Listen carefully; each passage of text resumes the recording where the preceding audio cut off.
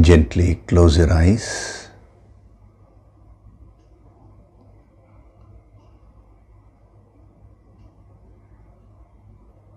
Do deep breathing.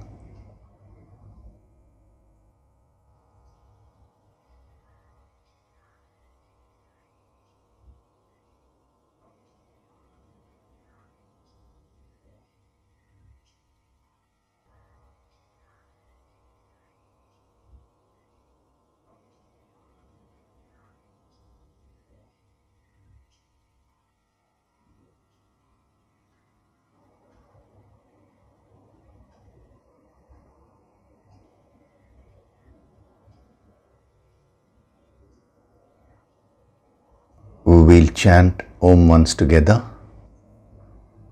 Synchronize the chanting of Om with your exhalation.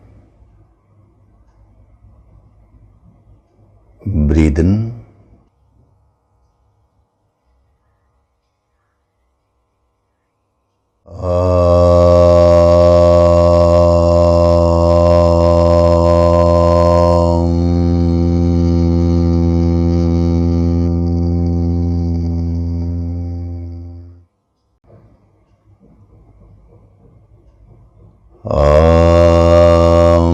Sahana vavatu, sahanau bhunaktu, sahaviryam karavavahai, tejasvinavaditamastu ma vitvishavahay.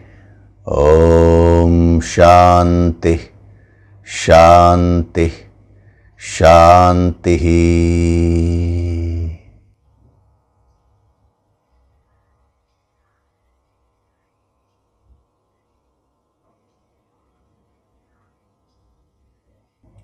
Gently open your eyes.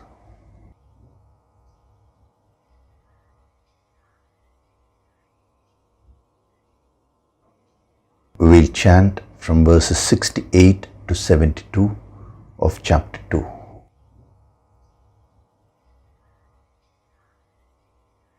Tasmadhyasya mahabaho, Tasmadhyasya mahabaho, nigrihitani sarvashah, nigrihitani sarvashah, indriyanindriyarthebhyah, indriyanindriyarthebhyah, tasya prajna pratisthita, tasya prajna pratisthita, ya nisha sarvabhutanam, ya nisha sarvabhutanam, tasyam jagati sanyami, tasyam jagarti sanyami, yasyam jagrati bhutani, yasyam jagrati bhutani, sa nisha pashyato muneः, sa nisha pashyato muneः, आपूर्यमाणमचल प्रतिष्ठम्, आपूर्यमाणमचल प्रतिष्ठम्, समुद्रमापः प्रविशन्ति यद्वत्, समुद्रमापः प्रविशन्ति यद्वत्, तद्वत् कामायं प्रविशन्ति सर्वे, तद्वत् कामायं प्रविशन्ति सर्वे, स शान्तिमाप्नोति न कामकामी, स शान्तिमाप्नोति न कामकामी, विहाय कामान् यः सर्वान्, विहाय कामान्यः सर्वान्, पुमांश्चरति निःस्पृहः, पुमांश्चरति निःस्पृहः, निर्ममो निरहङ्कारः, निर्ममो निरहङ्कारः, स शान्तिमधिगच्छति, स शान्तिमधिगच्छति, एषा ब्राह्मी स्थितिः पार्थ, एषा ब्राह्मी स्थितिः पार्थ नैनां प्राप्य विमुह्यति नैनां प्राप्य विमुह्यति स्थित्वा स्यामन्तकालेऽपि स्थित्वा स्यामन्तकालेऽपि ब्रह्मनिर्वाणमृच्छति ब्रह्मनिर्वाणमृच्छति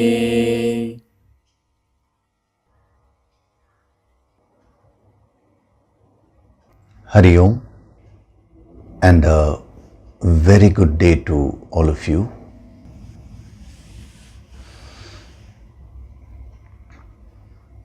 So in the last session,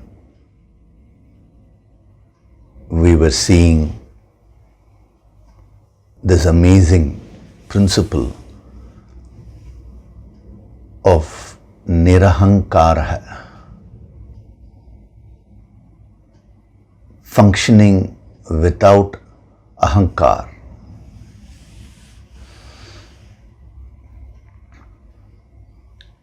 Now, this is a very common phrase which people use. Don't have ego, or function without ego. Especially in the spiritual circles, this statement is repeated many times mechanically. Here is an opportunity for you to really go into the depth of what these great masters are trying to say. It is easy to say don't have ego. It is easy to delude yourself and believe that you're free from ego. But the real sadhana of nirahankara can be grasped only through the yogic approach.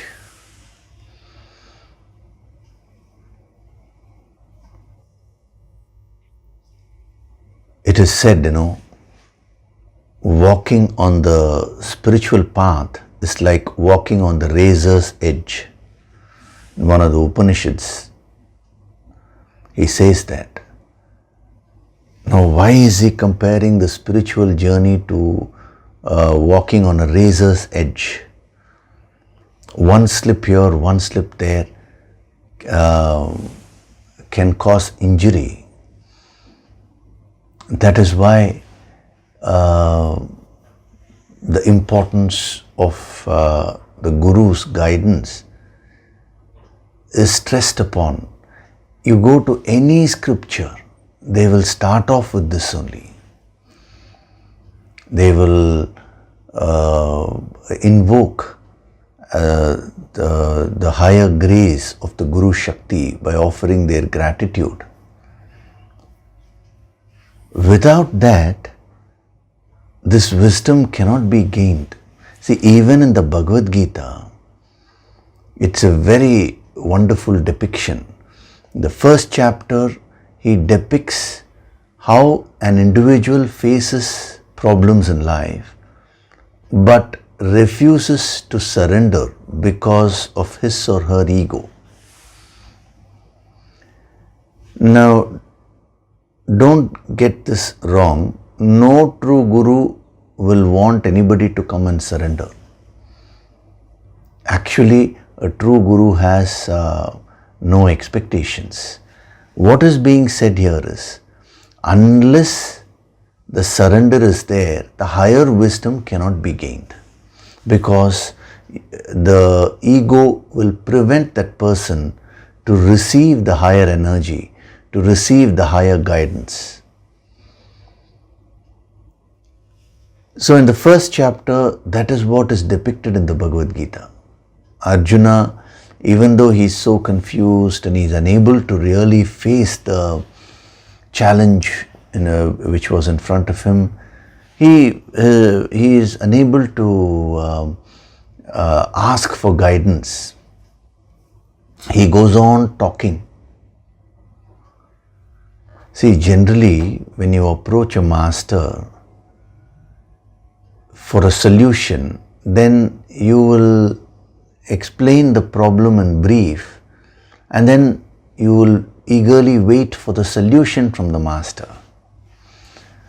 But if you are unwilling to surrender, then you will go on explaining the problem to such an extent with a feeling that I have to explain everything, otherwise the master will not understand.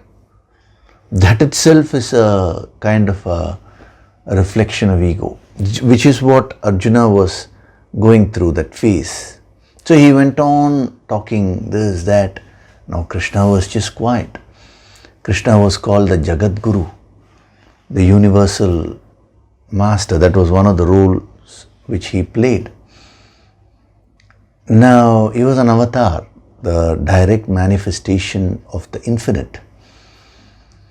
So whenever the ahankar is very strong, now the Guru Shakti will withdraw. Krishna maintained absolute silence. In the initial portion of the second chapter, he just spoke for 2 verses. How can you fall into this state? Come on, you get up. Just a kind of a statement which goaded Arjuna to wake up. But then again Arjuna started talking. But this time in the second chapter, he became more aware of what was happening within him. And that is why he was able to say, I seek a solution. I am tainted by this issue. There is a negativity within me and I am unable to handle it. Krishna, you are my Guru. I am thy disciple. I surrender to you. He starts the process of surrender. We can't say that Arjuna surrendered 100% in the second chapter, but at least that effort was there. See, when you go to a Guru, you cannot surrender at one go 100%. If you are able to do that, then it means you are at a very advanced level. A Guru will be able to recognize such a student, and he will straight away give that student the highest diksha, the highest initiation, highest kind of empowerment. But usually that is not the case. First you will have to overcome this tendency of the hankar, which prevents you from seeking a solution. Even though deep within you, you know that yes, I need to seek a solution, but the ahankar, the ego, will prevent you from seeking. Why? Because the ego always feels that the moment I expose myself, then I'll become weak. Not realizing that anyway a master can see through.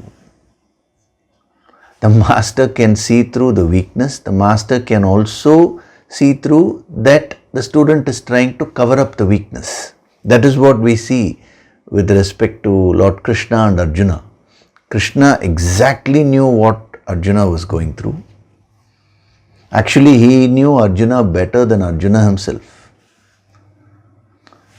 When Arjuna asked Krishna to take the chariot between the 2 armies, Krishna deliberately took it in front of Bhishma and Drona because he knew that Arjuna had this weakness. So before the war started, he wanted all those weaknesses to come out so that he can give the healing, he can give the higher wisdom and make Arjuna strong. Otherwise, he wouldn't have been able to sustain the 18 days of war. So Krishna knew what was in Arjuna's subconscious mind, in the deeper layers of Arjuna's mind, everything beforehand. And that is why he deliberately placed the chariot right in front of Drona and Bhishma and said, now behold all these people whom you are going to fight. Very interesting. Arjuna was only aware of his conscious mind. even at the conscious level, normally a person is aware of only 1% of the conscious mind. If I were to ask you, what did you do as soon as you woke up today morning, you will not remember which side of the bed you woke up from. As soon as you woke up, did you turn left? Did you turn your face to the left or right? You will not be aware. Actually, if you see 99% of your conscious mind itself, you are not aware. But a little bit, yes, that awareness is there. That's what Arjuna had.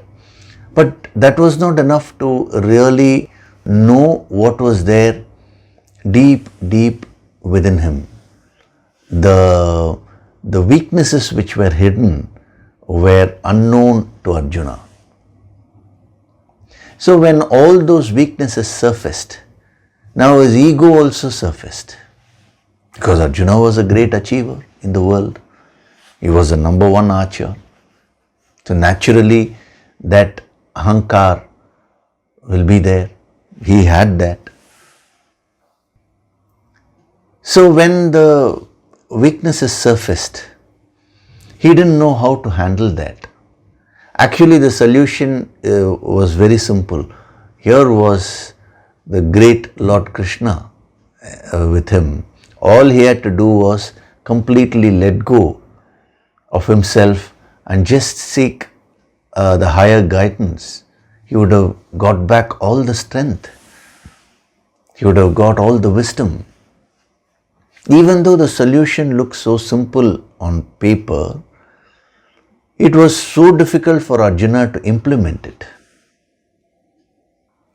That is the power or the influence of the ego. So when a student is under the influence of the ego to such an extent where he or she is unable to surrender, then the guru will just keep quiet, like what Krishna did. Because there is no point in trying to guide. The other person is not seeking guidance. So the guru will say something and the student will not practice that. So why would any master waste his time and energy? So only when the student realizes, yes, I am unable to handle all this, I require guidance. Only when a student has that intention to seek guidance, the guru will give the guidance. See, carefully understand this. That intention has to be there. At one go, the ego cannot be dropped off. Even though he says nirahankaraha so easily, if you are able to practice it 100%, you will become a sthita prajna. Now that is not it. How do you start off on the path? How do you go and get the wisdom from the master? It is by first overcoming that force of the ego which prevents you from even seeking guidance. It is not verbally asking. In the first chapter, the way Arjuna was talking, how can I do this? What do you say, Krishna? These are all just very superficial statements. So many people, when they go for guidance, actually they don't want guidance. They don't want to practice what the master is giving. It is more of a kind of an emotional feeling to ward off the guilt. Yes, I have also gone and spoken to my guru, just to get that feeling. When the guru keeps quiet, when the guru stops correcting, the ego feels very happy. The student who is under the influence of the ego, we'll be seeing that, how the ego influences our personality if we are not careful. When the student is under the influence of the ego, now he or she feels very happy. Oh, my guru was very sweet with me. But actually, the master will start correcting. That is the real work of a master. But that correction can be enforced only if the student overcomes that extra influence of the ego which is preventing him or her from opening up. So when Arjuna says, I am your disciple, now please guide me, it is not that he has surrendered fully, it is not that he has overcome his ego fully, but he has started on that process. That's what we saw in the second chapter. During that time, I didn't explain it from the context of the ego. As I told you, every verse, every word has infinite dimensions. As we go along, I'm just giving those things which will help you at that point of time, and to the extent you can take it, this wisdom will automatically flow. So if you look at it from the play of ego, then the entire conversation between Arjuna and Krishna is very interesting. So Arjuna first thought he knew everything. So he was trying to give solutions. But to his horror, he found that whatever philosophy he gave to himself, however much he tried to convince himself, his emotions, his weaknesses were not subsiding. How long can a person continue like that? So he came to a point where he said, please guide me.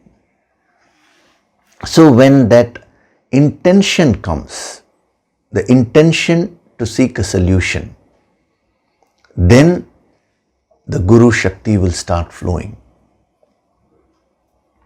You may be physically with the teacher, you may not be physically with the teacher. That does not matter. For the Guru Shakti to flow, the intention should be there from the student. Otherwise, the energy will be repelled. Subconsciously, I'm talking from the deeper level. It will become very difficult for the student to accept. When I say the student, I mean the ego to accept. So if the Guru tries to correct, then immediately the student will become defensive and say, no, I did this, because of that. Immediately that defensive approach will be adopted by the ego. So as sadhaks, you need to be very much aware of the play of ahankar in your life. This is not only true with respect to spirituality. In any field, if you want to gain knowledge, if you want to become an expert, with respect to that field, you need to set aside your ego and learn. Only then you will become an expert in that field. If a person wants to learn music, let us say, now he or she will go through a lot of ups and downs. Straight away to catch all the swaras and all that will not be possible. But when the correction is done, if the student starts taking it personally, then that person can never grow. That person can never master that art. So if it is true with respect to worldly arts and worldly sciences, how much more it would be true with respect to spiritual development. You can imagine that. So Krishna demonstrated it so beautifully. See, here he is playing the role of a guide. So that's why he kept quiet initially, and he was giving the passive healing so that Arjuna's emotions settles down, and his ego also subdues a little bit, so that he seeks the solution. He brings an intention to put an effort. Before that, if Krishna tries to correct or tries to tell him, you need to do that, do this, now Arjuna would have rejected it. Externally, some people, when they take the advice from a master, they just nod. They say yes, yes. But then when they go back, they do whatever they want to do only. That is again the play of ahankar. Now the same Krishna, when he went to his Gurukula, the school, to gain the wisdom, he played the role of a student. He played it to perfection. Sandipani was his guru. Now when he went to his guru, he surrendered completely. The amazing thing is, the guru knew that Krishna was an avatar. Yet he also played the role of a guru, because even though Krishna was an avatar, he had approached him as a student, not as an avatar. So he taught him. And the amazing thing is, Krishna learnt the 64 sciences from his guru. Each science he was able to master in one day. So 64 days, 64 sciences. The different sciences. I have told you, there are 12 sciences in the ancient wisdom. Now the 12 can be further subdivided into 64. He learnt all that so fast. His guru himself was so amazed. He was so happy.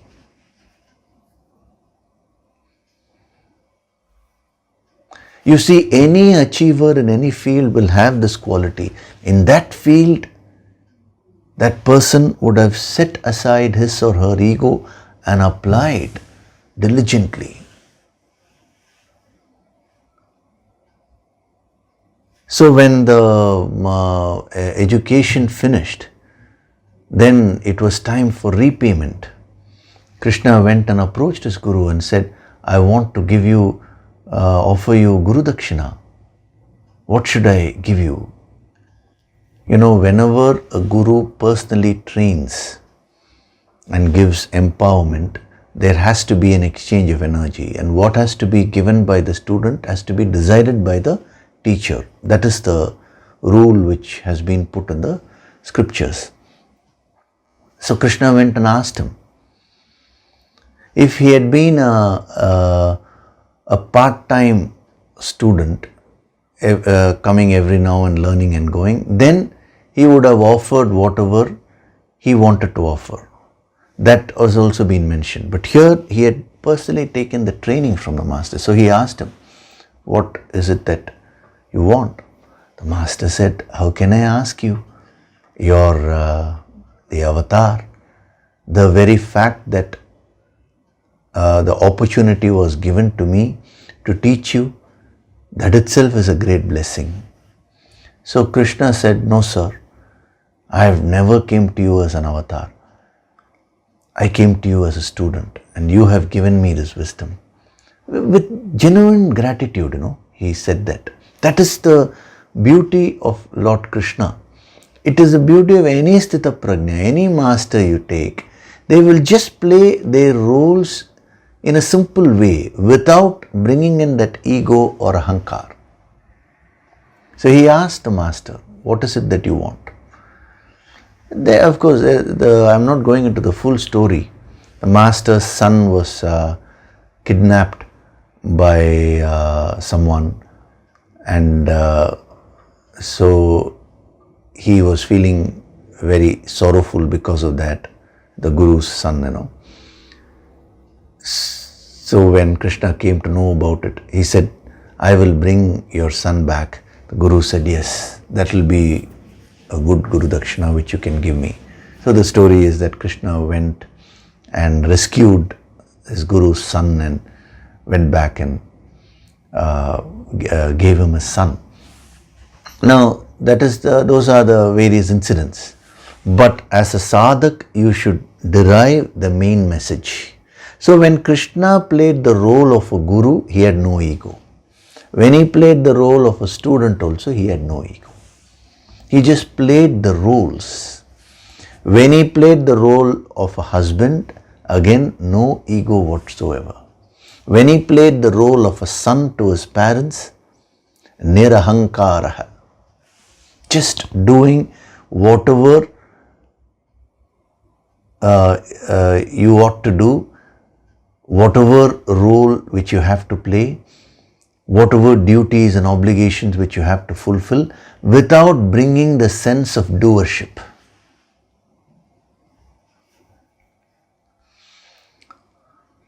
When he played the role of a friend, again, nirahankara, he was in an eternal state of nirahankara.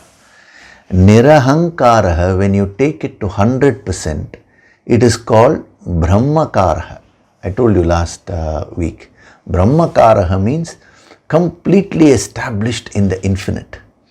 So again, in the scale, on one end is ahankara. Then you start practicing nirahankara. Ahankara is ego. So you practice the negation of ego by various sadhanas, by gaining the higher wisdom. And then as you keep on practicing nirahankara, a time would come where it will become 100%. You get established in the egoless state. It means you got established in Brahman, the infinite. So from the state of ahankara, you practice nirahankara, and 100% nirahankara is a state of brahmakara. You are always you're connected with the infinite. There is no difference between you and the infinite actually thereafter. Anything which you do will become a manifestation of that infinite. A person who has reached that state is beyond all rules. I'm talking of spiritual rules. He doesn't need to follow any particular sadhana. He doesn't need to follow any particular text. There is nothing like that, because he is already experiencing the infinite. He has become one with the infinite. Anything which he does becomes a Veda, becomes a spiritual instruction. That is why in the good old days, the sadhaks used to go and spend time with the master, sometimes for a longer period of time, sometimes when every now and then, not with any particular questions and all that necessarily, just staying with the master and absorbing that energy of brahmakara, that is 100% nirahankara.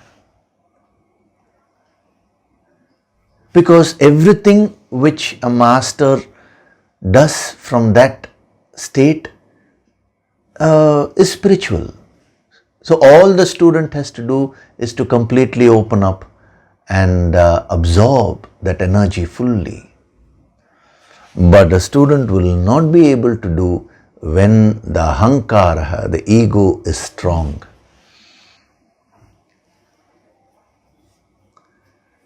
That is why it is said in the scriptures that you should feel very blessed if you get a guru. When he says you get a guru, he is not talking of merely meeting a guru. What he means is, if you are able to absorb the guru shakti from a guru, it means you have worked on your ego. That is a big blessing. How many people moved with Krishna? Were they able to really recognize his greatness? Some of them were against Krishna. Imagine, Krishna was an avatar, but how can people hate him? Yes, it's possible. We saw, they have weaved so many characters, like Kamsa, Shishupala. Shishupala just hated Krishna. His ego was so strong. Why was he not able to absorb that supreme energy of unconditional love, the supreme energy of the infinite, which Krishna was radiating? What prevented Shishupala from receiving that? It is the ahankar. So don't take this so lightly when he says nirahankaraha. As I told you last week, this one principle can completely transform you.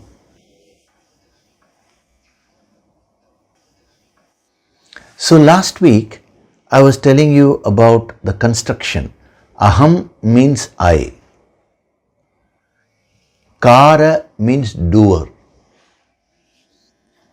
So whenever you're doing anything, doing here means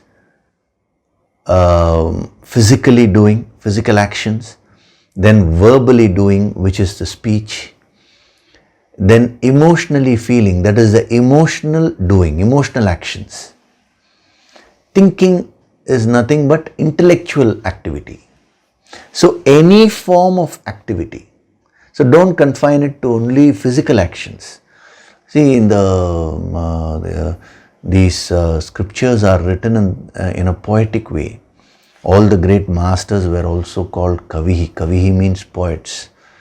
They were so subtle and refined. They always spoke in riddles. They always spoke in a very poetic way with all the grace, in an artistic way. So you should use the yogic approach and gain the full message.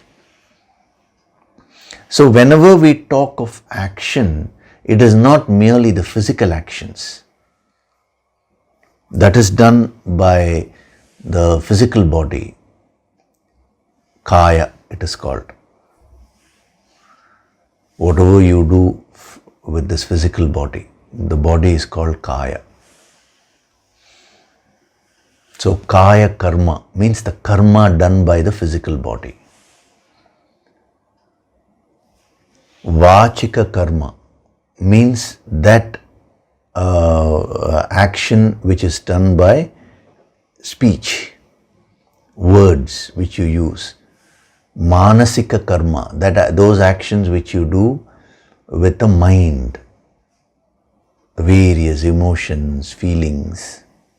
So like this, the physical actions, the speech, the emotions, the intellectual actions, which is thinking. Now, in other words, he's talking of your complete manifestation, the manifestation of your personality in life. Everything which you do. Now, aham karaha means the aham, the conditioned I, is the center today. Just become aware of it. Don't even look for a solution straight away. Here, in this context. Because the ego cannot be warded off just like that. Because even the very effort which you will put to remove the ego will stem from ego. You will say, okay, I will now remove my ego. Before you talk of removing your ego, you have asserted your ego by saying, I will. It's a very, very tricky thing. It's a catch-22 situation. The ego can be removed only with the higher grace. The sadhana of nirahankaraha is possible only when the higher grace starts flowing. This is beyond human effort. See, that's why I introduced the other principle of Brahmakaraha to you. Brahman means the supreme infinite. When that infinite grace starts flowing into your life, then automatically the sadhana of nirahankaraha will start happening. So how will that higher grace flow? The more you become aware of the play of ego in your life, that bhavana, that intention, true, sincere intention to grow spiritually will start forming within you. And when your intention becomes strong, it will automatically start attracting the higher grace, Brahma, the Brahmakara. All your actions will start becoming centered on the infinite or God. It will attract the Guru Shakti automatically. That is why all the great Siddhas, all the great masters, they said everything is nothing but bhavana. Whatever you seek, you will get.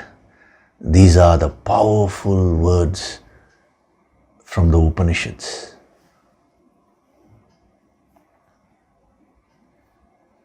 When someone went to Ramakrishna Paramahamsa and asked him, why is it that I am not seeing God? Actually, it was Vivekananda only. He first asked Ramakrishna Paramahamsa, have you seen God? So Ramakrishna Paramahamsa said, yes. Not only do I see and experience God, but I experience God more clearly than how you are seeing me and experiencing me. These were the powerful words of the Master. And Vivekananda, as a young boy, Narendra, he was shaken because he had never seen a person like that before. He had only met scholars, pandits, but a real master he had never met.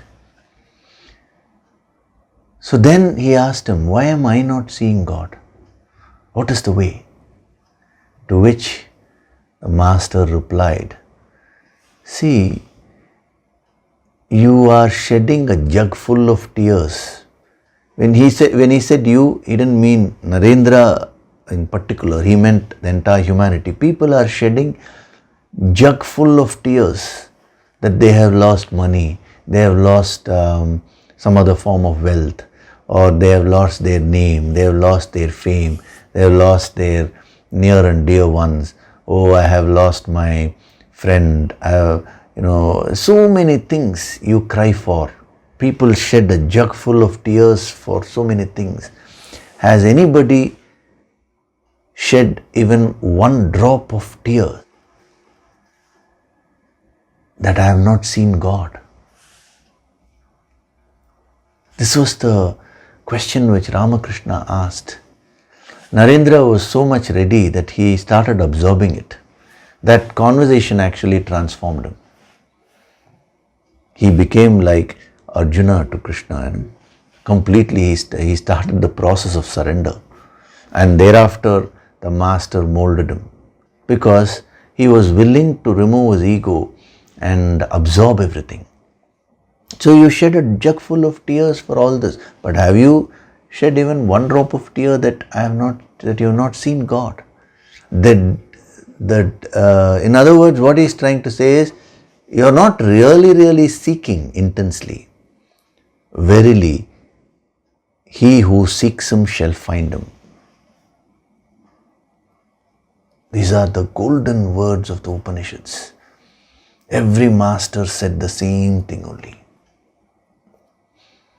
So when you're full of the ego, the seeking itself will not be there. That intention will not be there. It will come and pollute the bhavana. So that part of it you need to work on, building the intention. And the more intention you have, the more bhavana you develop, you will be able to attract the higher grace of Brahman. The Guru Shakti is an aspect of Brahma Shakti only.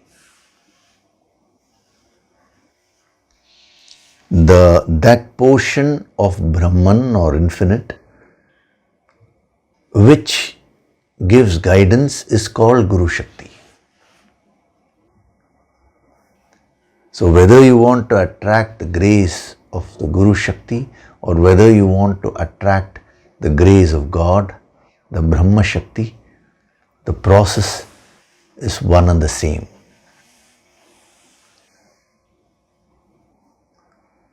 So, Ahankaraha means everything which you do is centered around the conditioned I. Then that is called a state of ego. Actually, the word ego doesn't fully explain the word ahankaraha, but we have taken the nearest word, but all these explanations are given. So with these explanations, it will be easy for you. If nothing else, if you're finding all this so high and all that, nirahankaraha, sir, I'm not able to relate to that. Simple. Ego, take the word. Go is there. No? So ego has to go. Said some thinker said this. The very word ego, when you say ego, now don't stress on e. Just ego. It should go. That is, then you will understand the spirit of nirahankaraha. So, this is what is ahankar. So, nir-ahankar means removing that I when you are manifesting yourself in the world, when you are functioning in the world. Not giving up anything in the world, that is not required. Functionally, if you want to give up something, give up. If you want to take up something, you take up. Some people ask me, sir, should I earn a lot of wealth? Now, how can I say whether you should earn a lot of wealth or not? You only have to decide. What is your requirement? What is it that you want? That's all fine. According to the situation, according to your requirement, you may pick up a few things, you may give up a few things. That has nothing to do with spirituality. Spirituality is about giving up that aham. Giving up means actually expanding it and making it one with the infinite.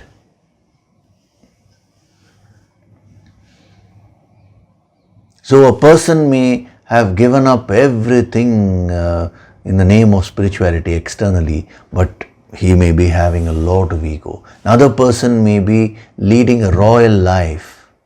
The possibilities are like King Janaka, he himself gives quotes, in the next chapter. King Janaka attained perfection through action. He was a king. Most of the kings in the good old days were Raja Rishis. See, there is a contradiction in the term. Raja means king. Rishi means a saint. How can you be a king and a saint? That is what is spirituality. Because they had renounced the aham, the ego, the sense of doership when they were fulfilling the duties of a king. That is why they were called Raja Rishis. So in your own life, with whatever objects you have, you're a king or a queen there. It has nothing to do with whether you're living in a big house or a small house. In your small boundary, you are the queen, you are the king. You have certain duties. If you want to expand your house by earning more, if you don't want, don't do that. That all depends upon the functional purposes. But whatever it is that you're doing, now, if you do it without centering on that I, then you become a Raja Rishi. A person whose Raja represents that aspect of you which is experiencing the world. Rishi represents that aspect of you which is renounced the ego. So everyone should become a royal saint, I would say. This has nothing to do with your external possessions. So, how does this ahankar influence you? If you're not careful, how does it influence you? That also I'll explain a little bit by taking the different dimensions of karaha. We can immediately understand when it is associated with the ego, how it influences your actions. when it is associated with the infinite, how your actions are influenced. Because when you understand the influence of ego when you're functioning in life, then only will the intention, that bhavana come, then only the desire will come, the desire to become one with the higher. That is why I'm going to give you a few dimensions of ahankaraha, that is karaha, how based on whether it is aham in a restricted way, in the conditioned I, or is it the infinite I, which is Brahman, how the karaha, how your life is influenced. So one meaning of karaha is doer, the actions. The other dimension of kara means Lord, Master. Now, if you allow the ego to influence you, slowly, you will become a slave to the ego. The aham will become the karaha. The aham will become the master or Lord. Instead of you being the master, now the ego will become the master. Once the ego starts ruling you, thereafter, every expression of yours will be prompted by the ego only. Anything which you do, anything which you say, anything which you feel, anything which you think, everything will be ruled by the aham, by the ego. That is the danger.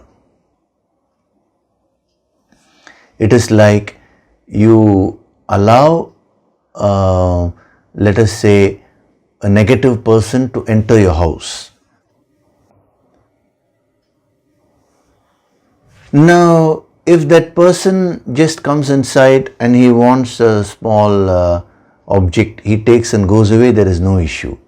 But the problem here is, if you allow that person, now slowly he'll pick up this object, he'll start picking up the other objects. Slowly he'll occupy your entire house and he will start threatening you, and he will transfer all the documents, everything to his name. He'll become the owner of the house and he'll make you his servant. That is the danger of aham. So beautifully demonstrated, or we can get the deeper message when we study this dimension of karaha.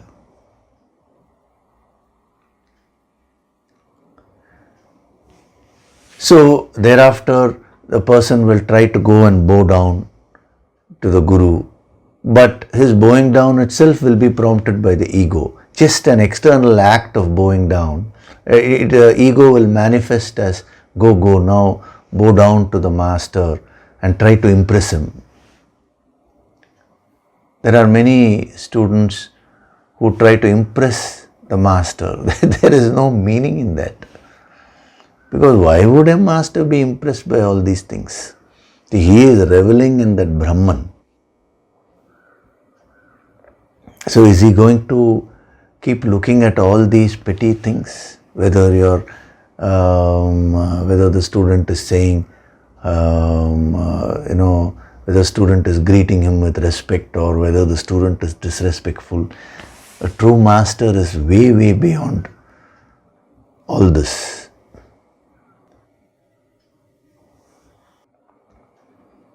So you should do that sadhana, that is, I'm giving you this homework. Just see the play of ego within yourself. How everything which you do, even the so-called acts of negation of ego, can be prompted by ego. Like you go and bow down to the Guru, that can be to impress. Charity. The very idea of charity is to dissolve your ego. Yes, I am serving somebody else. I'm not thinking about myself. But there also, people say, I have done so much of charity. That feeling they get into. Some people want their names to be inscribed there. Put my name. I have donated so much. In many of the temples where I have seen, it is so amusing. Sometimes, temple is situated on top of a hill, and then there are stone steps which they have created in the hill to make it easy for people to walk up. At every step, some name is written, has been inscribed. The name of that person, he donated so much rupees for to build this, to keep the stone here. Every step, and after 10 steps, suddenly one name will appear. This person, he has become more great. Why? Because he donated for 10 steps. So his name is put in, in a bigger way, that is larger size.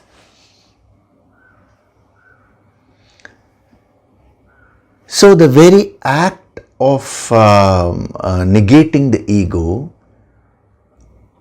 can be backed by ego. You have to be careful. That is the sadhana. See, Lord, Master, when you see the dimension, the other dimension of Karaha, which is Lord or Master, that is a very useful tip for the sadhak. So a master will not go by the externalities. When he sees that this dimension, which is the Lord or Master, is very strong, strongly associated with the ego, then he will go on correcting the student, provided the student has the intention. That initial intention should be there.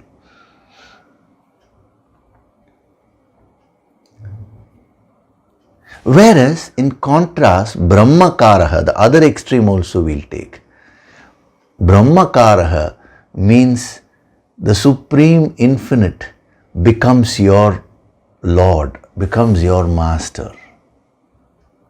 Everything which you do it with as an offering to the Infinite. It becomes an expression of that Infinite.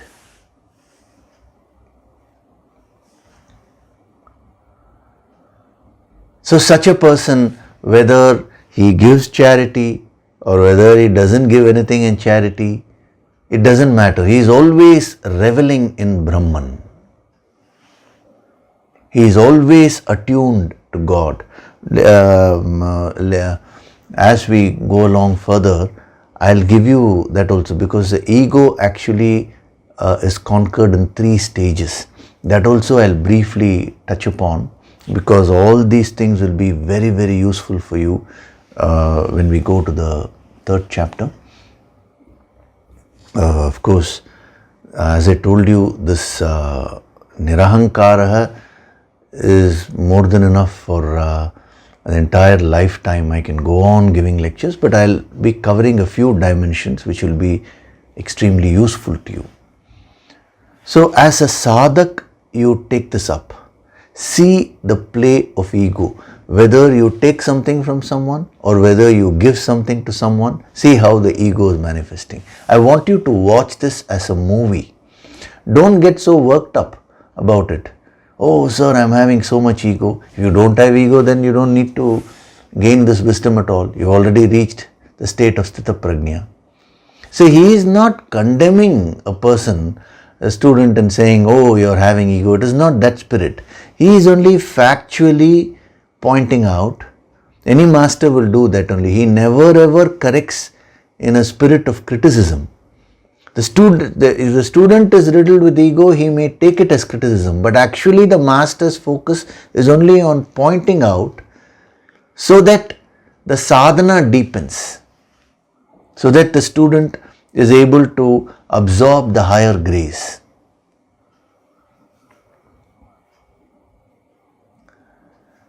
You know, last week a person had put a message in the YouTube section. It was interesting. He was saying, you know, when I referred to the ego surfacing, even when you gain the wisdom of the Bhagavad Gita by attending these sessions, now you may get an ego, I know the yogic approach, and you may look at others who are not attending this with an ego. Now you have become superior. So that person had written, that was an eye-opener, because when I looked within, I found that the traces of that were there. So it is a very interesting game. If you only learn to observe in an objective way, this whole exercise of nirahankaraha will be very, very interesting for you.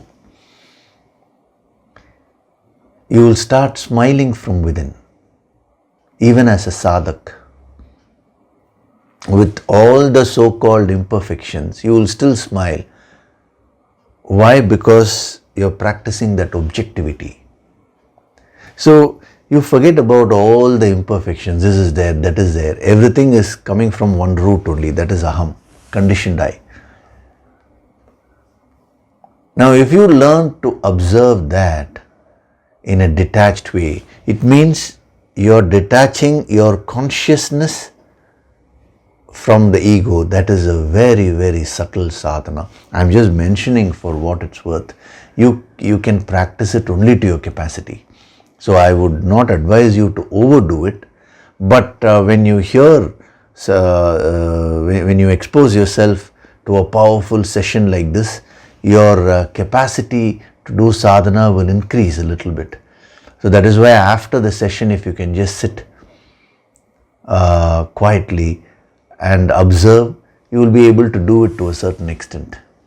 More than that, if you are not able to get a hang of it, no problem, just leave it, because we are going to see so many things that will keep on purifying you from within.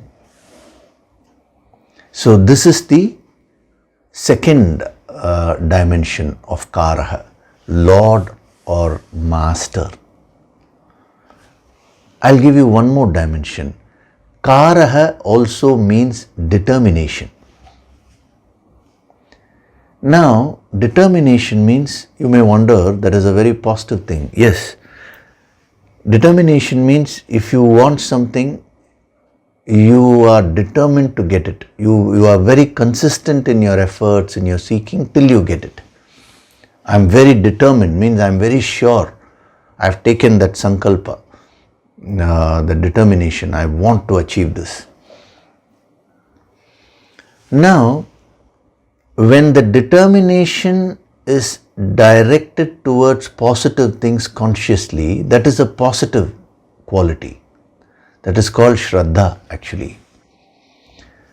When the same determination, it is directed to negative things without any control, which means you are not directing it, that is going on its own, then that is called stubbornness.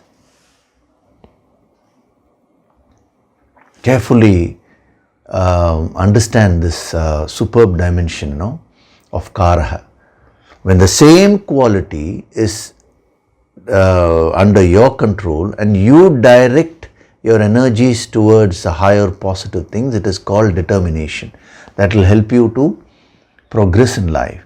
If the same energy runs on its own, it pulls you to negative things and you are unable to leave that negative habit or negative emotion, it could be anything, then that is called stubbornness. It's a negative quality.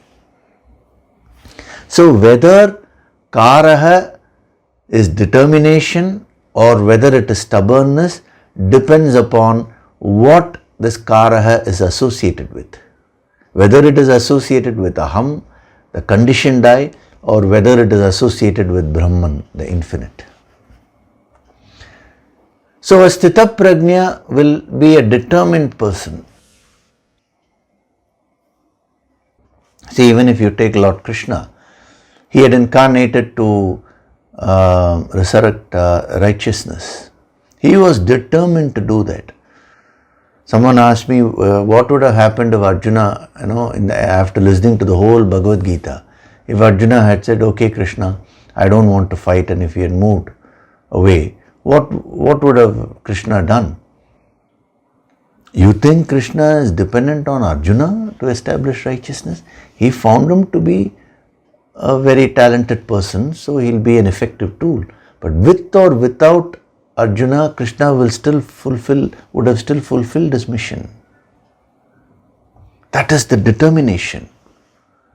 But when the karaha, that is when your manifestations, when your actions, all types of actions are associated with aham, then what happens is, it turns into stubbornness. So this is a very dangerous situation.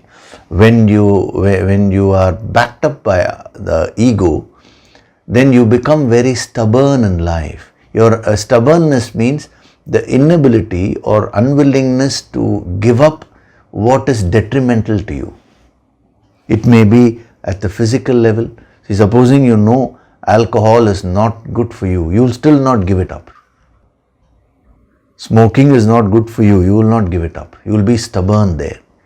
Laziness is not good for you, but you will, in a stubborn way, you will be lazy. That is how the ahankar the aham will start influencing the karaha. It will change the very color of karaha. Means it will change the very nature of your expressions, nature of your life. So when you have a negative emotion and you will be unwilling to come out of it, you may be in depression. Generally you see a person who is in depression, even if you go and offer solutions, they will look at it in a very depressive way only. Will all these things work? You go and tell that person, see, listen, you will be so enthusiastic, do the yoga sankirtan sadhana every day, the audio material is there, listen to these Sunday sessions every week, that will fill you with positive energy, and that person will look at you like this. In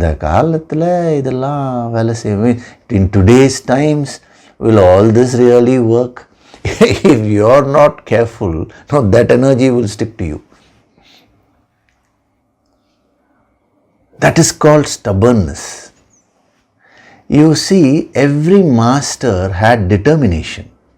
That is why they became Sitaprajñas.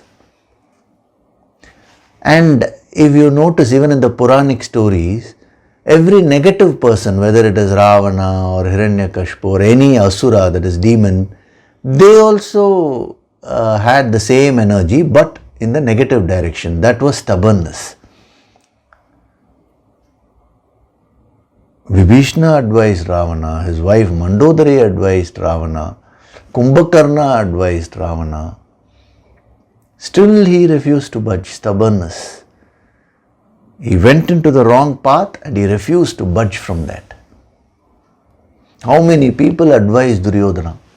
Still he refused to listen to all that advice. See, generally, when you have stubbornness, now you will not get positive results in life. Now such people will generally say, there is nobody to give me love, there is nobody to guide me. That is not true. The Guru Shakti is universal. If you open yourself up, the guidance will come. This is a fact of life.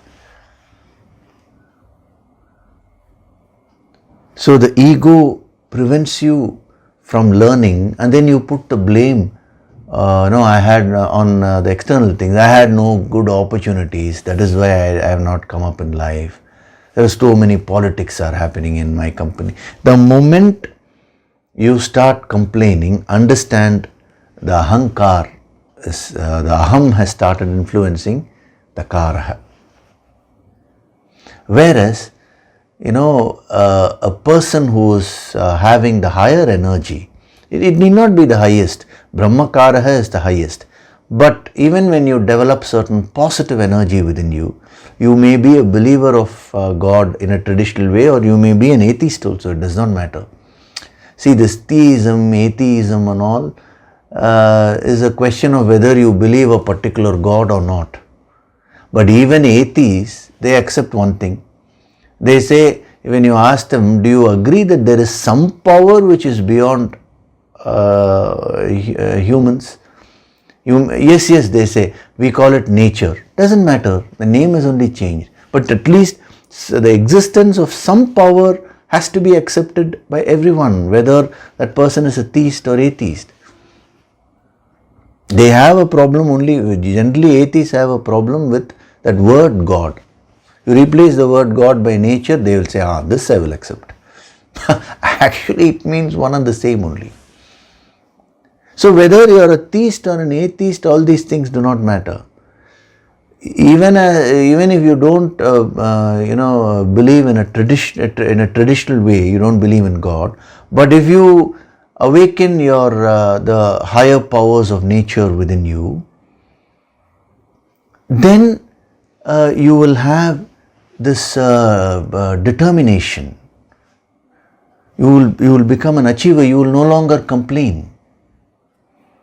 A person who has awakened a little bit of positive qualities within himself or herself will stop complaining. Complaining comes from ego only. So when the karaha manifestations, all your expressions, when all your expressions are backed by ego, you become very stubborn in life. Your stubbornness may manifest at the physical level, some certain habits. Your stubbornness may manifest at the speech level. Some people may talk in a very unrefined way, but they will refuse to change. Any amount of advice they get, they will still continue in the same way only. Your stubbornness can manifest at the emotional level. Some people will go on feeling negatively. They will not want to come out of it. Remember, ego always prevents you from seeking a solution. That is what I started off today's discourse with. You directly apply it here. A person who is stubborn will want to keep on discussing the problem. He'll want someone to listen to all his worries, complaints, and he'll go on focusing on the problem. What in common parlance we say, cry baby we say, Cry baby means one who is going on crying, complaining, but not seeking any solution or not doing anything about it. Similarly, the stubbornness may manifest at the thought level. An ideology. You may pick up some ideology and then you may become very stubborn about it. Thereafter, all your thinking can stop. That is a tamasic quality actually. It could be any ideology where all your open-mindedness will go away. The ideology can be related to some particular God also. If you say Krishna alone is God, Rama alone is God, Shiva alone is God, three people are saying three things, because their ideologies, they've fixed it on one particular manifestation of that Supreme. And then they can become very stubborn about it. Then they will start hating each other. All the wars, all the fights, quarrels, which are fought in the name of religion is because of stubbornness. When people become truly spiritual, then there is nothing to quarrel. A master has no quarrel with anyone. If you come and tell him, I am a devotee of Lord Krishna, he'll look at you with a lot of unconditional love. If you come and say, I am a devotee of Shiva, he will look at you with the same unconditional love. If you come and tell him, I don't believe in God, I am an atheist, what is he going to do? He will look at you with the same unconditional love. Because he sees that supreme infinite Brahman in everyone and in everything. so beautifully demonstrated in our Puranas, when Krishna killed Shishupala, it is said that with that infinite grace, that unconditional love, he released Shishupala from his evil tendencies. That is how it has been described. It has not been described that he killed Shishupala. Externally it looks like killing, but he is releasing him from his karmas. So the unconditional love aspect of the master has been emphasized there.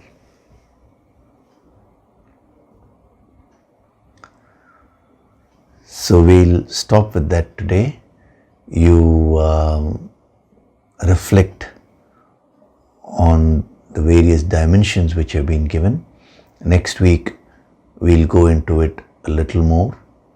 Whatever you can absorb, I'll give that much. When I say I'll give, it is not a conscious decision. It is just an expression which we are using, some word.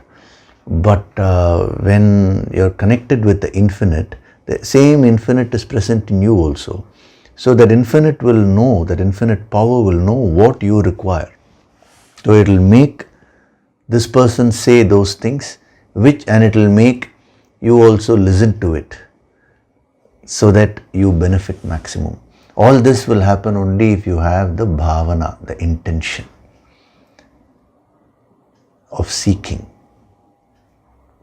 Okay, so before we do the meditation, I will take up one question.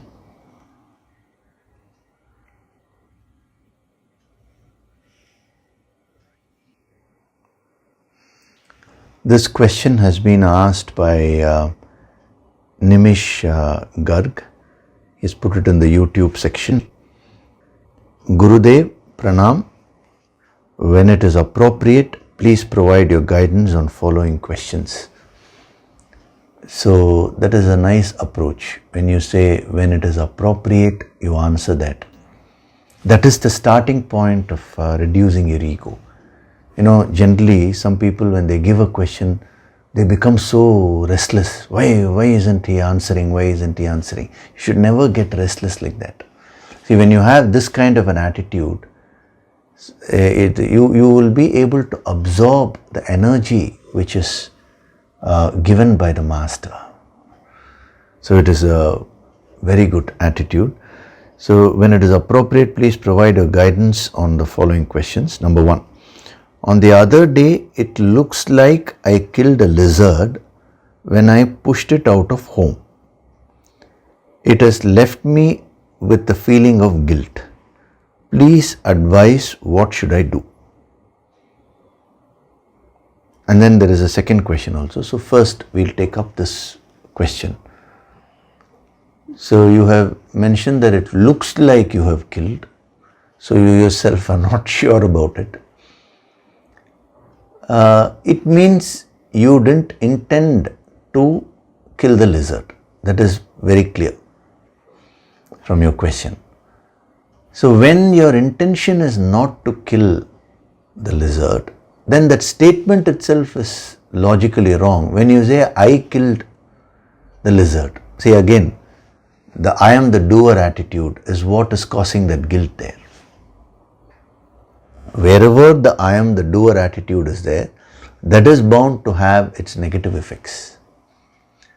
So you are asking, why am I feeling that guilt? What should I do? First, disassociate yourself from that action, because you had no intention to kill.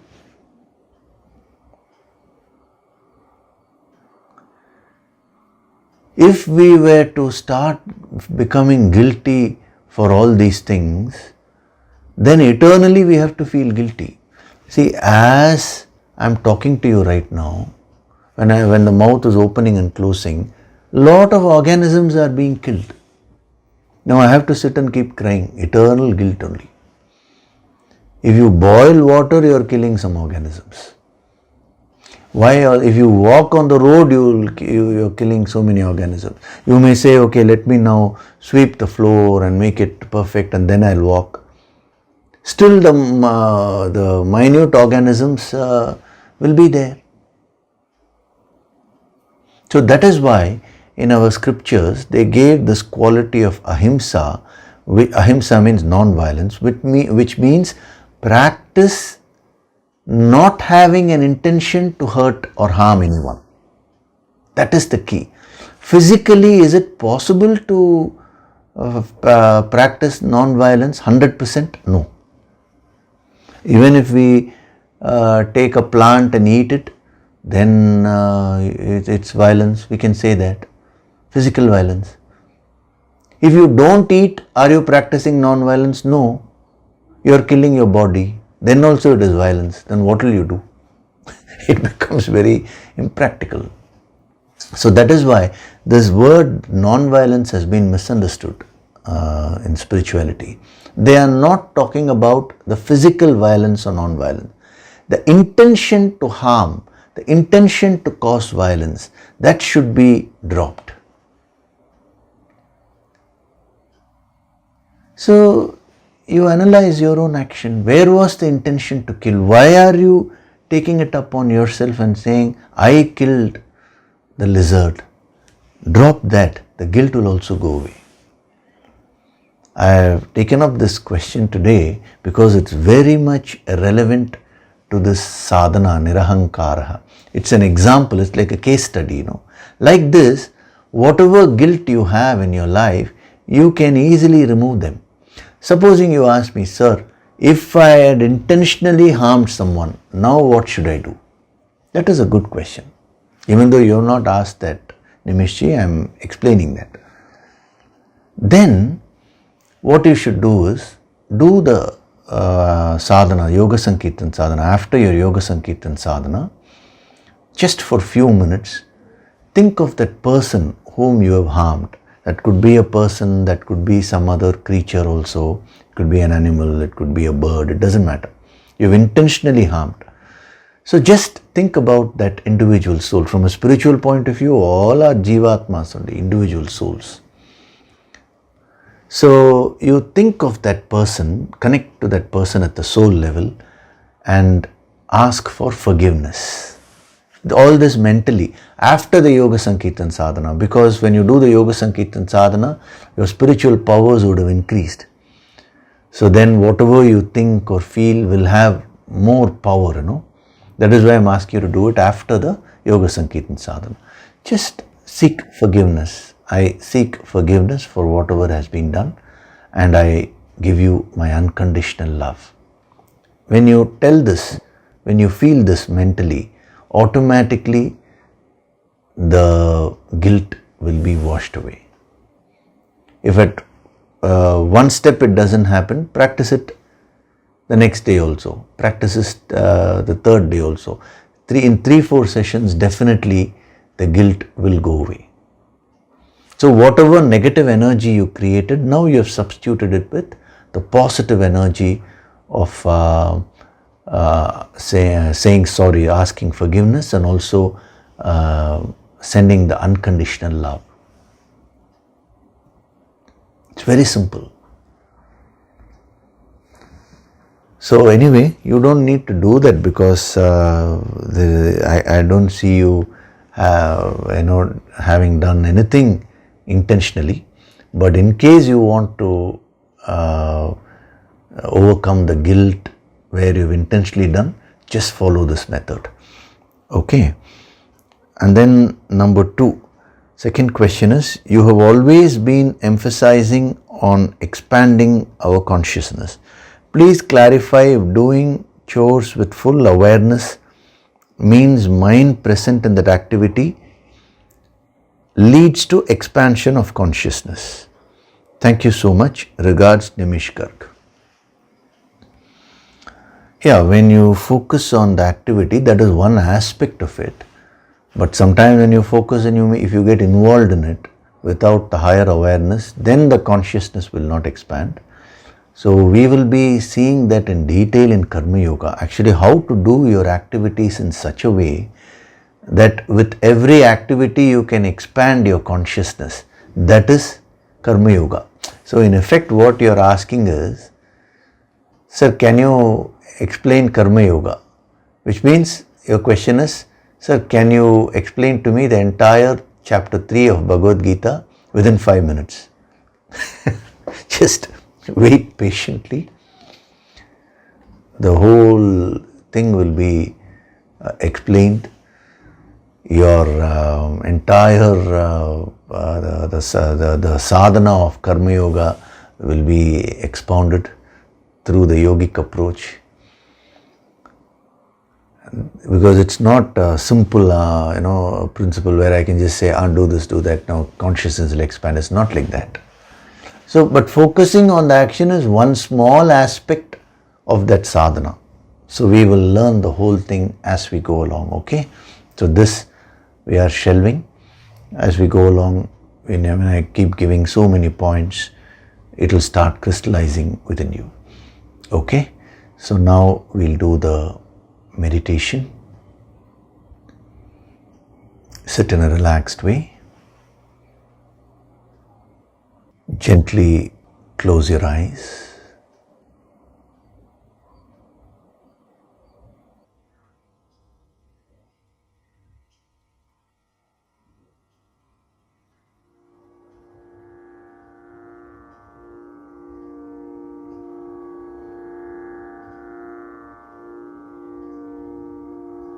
Do deep breathing.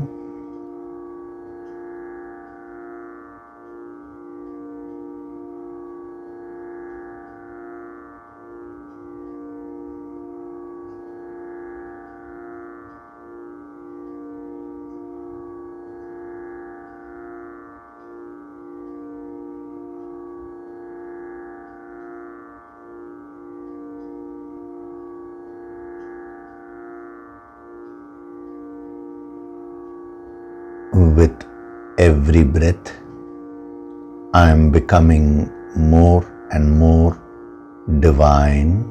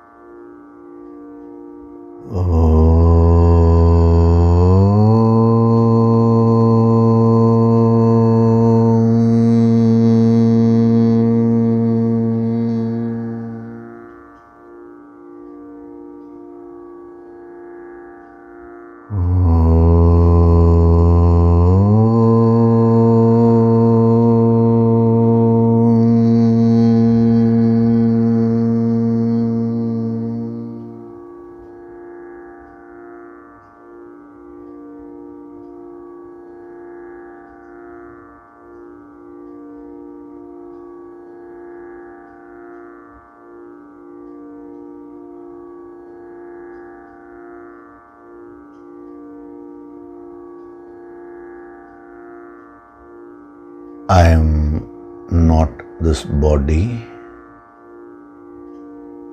I am not this mind. I am not this intellect.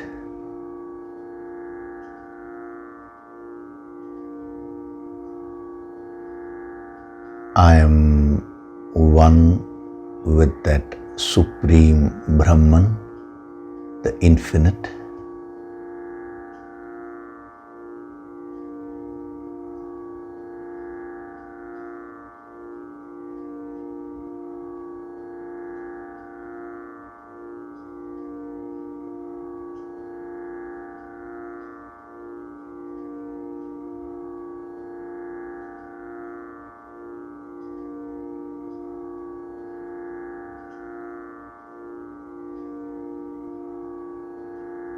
From this moment onwards,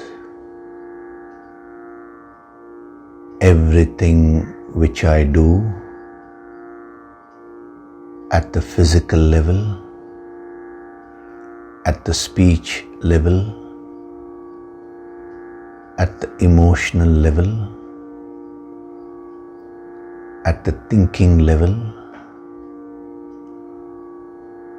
I oblate to that infinite supreme Brahman,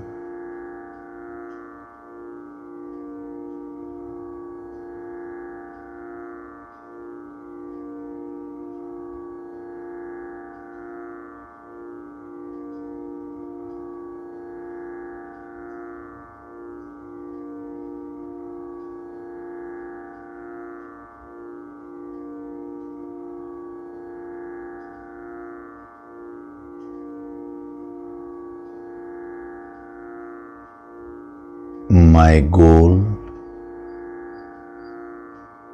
is to get into the state of Brahma Karaha,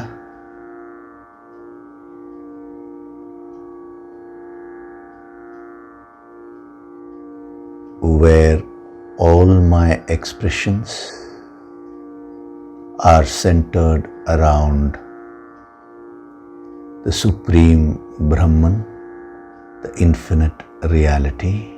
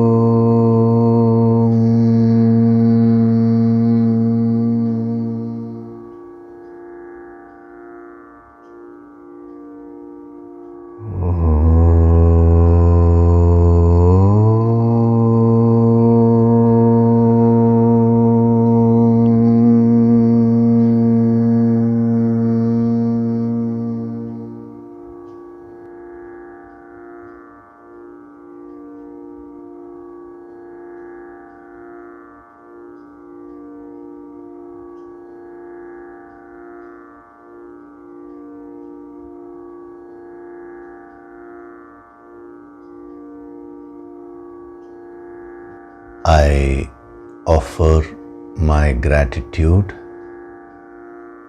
to God Supreme,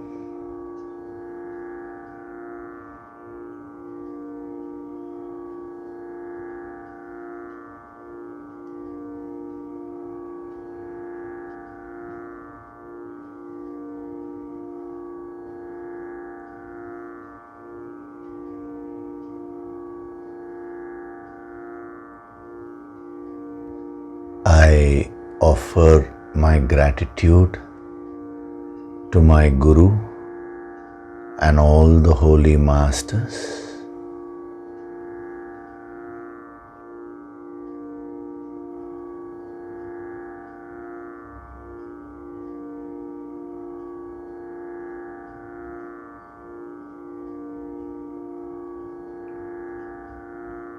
Slowly come back.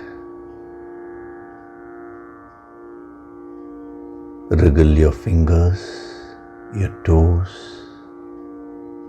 rub your palms together to create a warmth.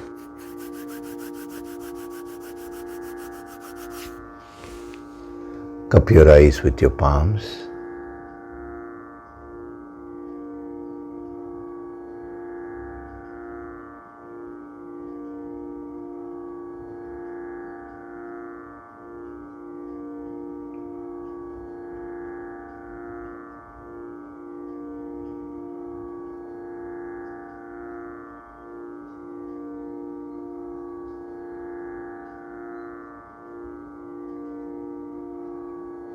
Gently rub your eyes, cheeks, forehead, top of the head, back of the head and neck. Slowly open your eyes.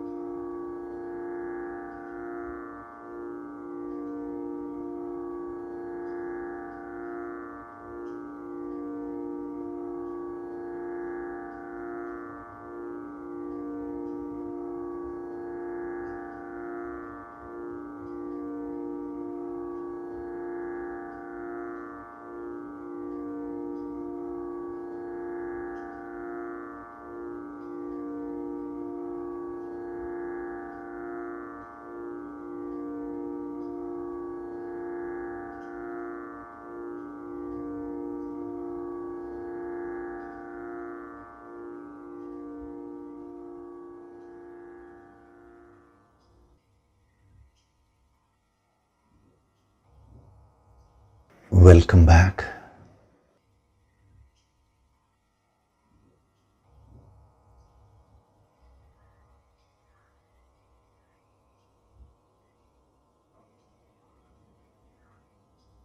So today's session was again at a different level.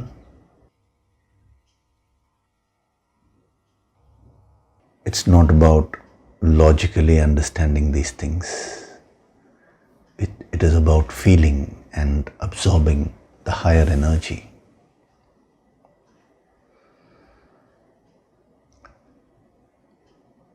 If you just attend these sessions with a sincere bhavana, fully attuned, it will uplift you. Even when we say inspiration, that is only at the mind level. But we are talking of upliftment here, upliftment of the consciousness.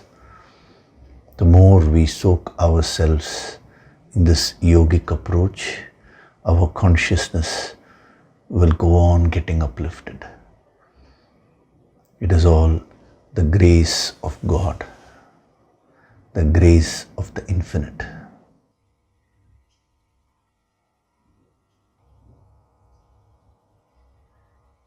So as far as the Yoga Sankirtan intensive program is concerned, I'm sure all of you doing your daily sadhana. Already the preparatory material has also been given. As I told you, a lot of healing energy has been infused in that material. So do it once a day in the morning. It's hardly for 8 minutes or so. But you will find many issues getting resolved. A lot of preparation is being done in the background so that you will be able to receive the higher Shakti.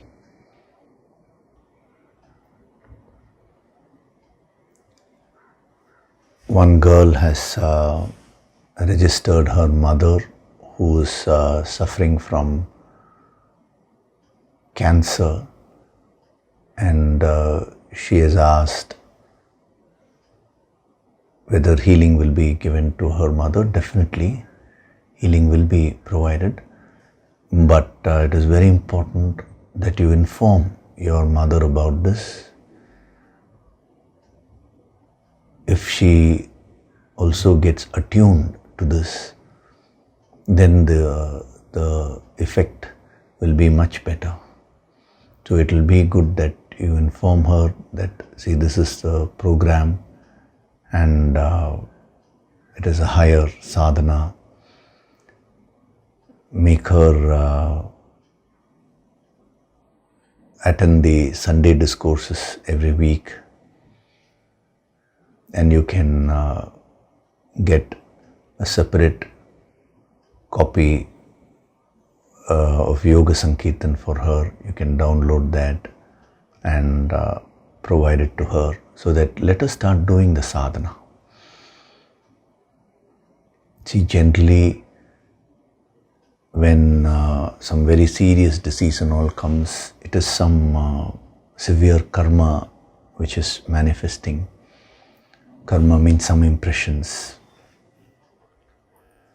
So instead of mere passive healing, when the person also does some sadhana with the devotion, then the results will be better, So talk to her and do that. Even others who may have registered their parents, aged parents, who sometime one person has said his brother had an accident and he's bedridden, so he has registered him also.